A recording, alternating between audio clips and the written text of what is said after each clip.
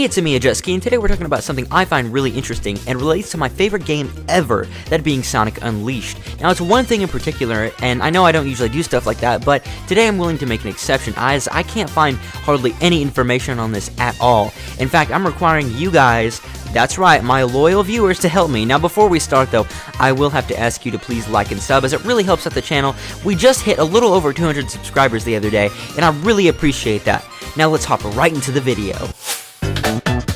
Okay, so the lost media in question is actually something that relates to the very first level of Sonic Unleashed. That's right, at the very beginning of the game, there's already lost media. So, what is this lost media in question? Well, I want you guys to take a good listen to the first theme of Windmill Isle, aka the first level from Sonic Unleashed.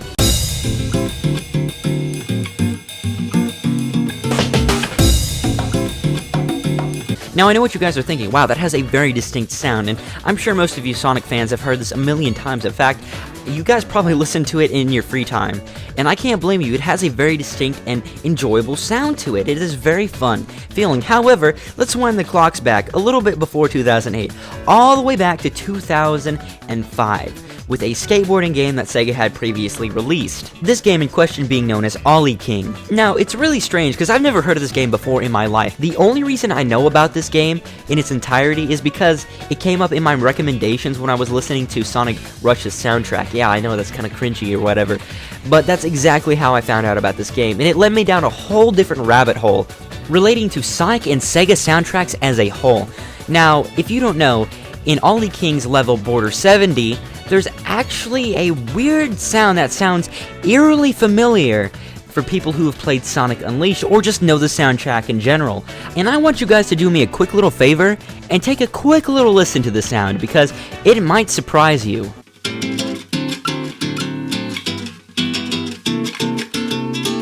Keep stepping at your own pace. Now I know what you guys are thinking. Whoa, what? Sonic Unleashed didn't create that sound specifically for the soundtrack? And I say no. And I know what you guys are thinking. Well, how does this count as lost media if you know that it actually sampled that sound from Ollie King? And to that I say, I don't think Ollie King created that sound either. I think it also sampled it.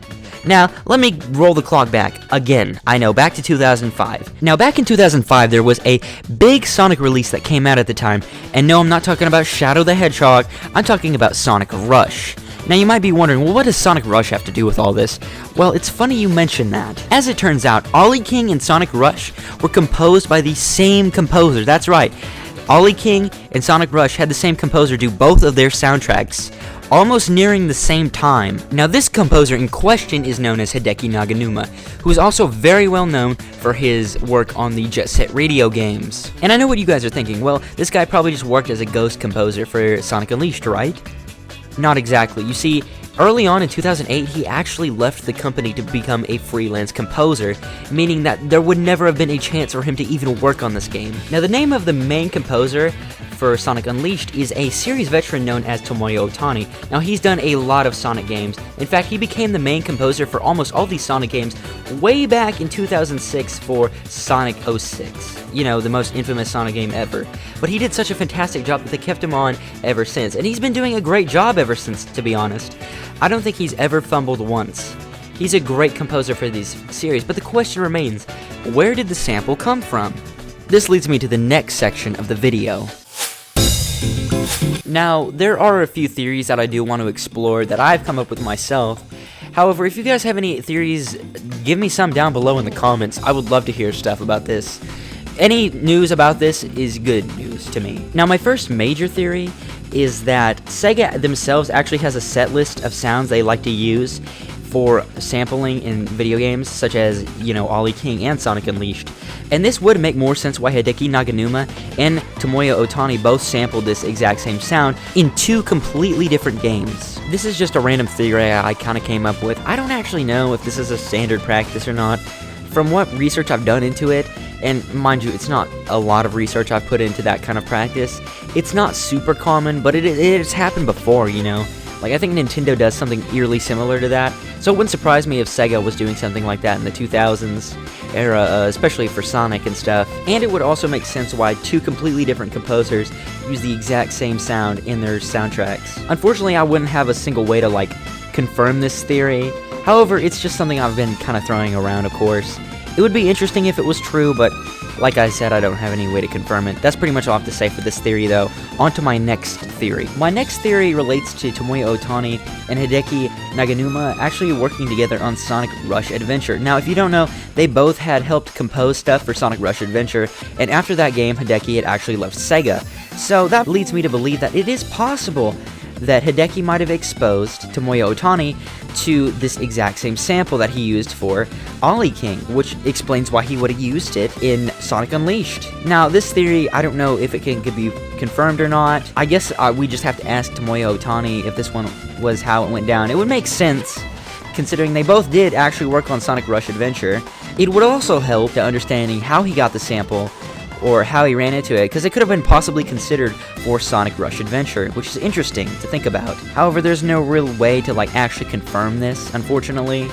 So, I don't know. I guess we'd have to just ask Tomoya Ohtani himself if that's exactly what happened, or Hideki Naganuma themselves also, if that's what happened, if he had showed Tomoya Ohtani. Although, it's been so long since this happened that they might have both completely forgot, to be honest. That's pretty much all I have to say for this theory, though. Unfortunately, that's basically the end of this video. I don't know how else to pursue this investigation forward, mostly because it's damn near impossible to get a hold of Hideki Naganuma to ask him where he got the soundbite from, because he does not have an active Twitter, which means I would have to contact him over some sort of email or text. And that doesn't account for the technological barriers, not to mention the language barriers, but there's also the fact that it's super hard to get a hold of someone's personal information like that. There is Tomoya Ohtani, and that is the last hope of this investigation, pretty much, unless some producer or whatever comes out. He does have an active Twitter, which is a great start, but there's still the language barriers problem.